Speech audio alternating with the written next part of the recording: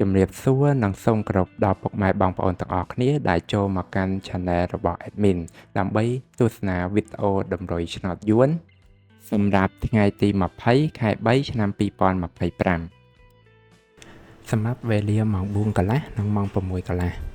ដូច្នេះកុំបង្អង់យូរសូមពុកម៉ែបងប្អូនកលេចមកមើលតម្រុយ2លេខ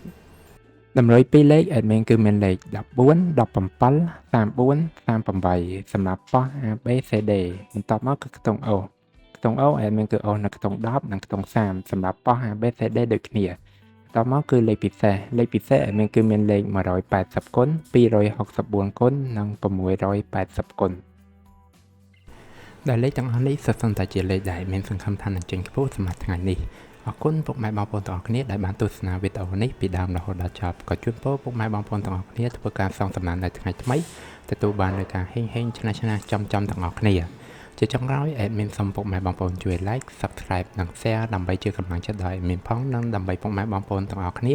ទទួលបាននូវវីដេអូថ្មីបានឆាប់រហ័សផងដែរដូច្នេះ Admin សូមជម្រាបលានិងជួបគ្នានៅវីដេអូក្រោយ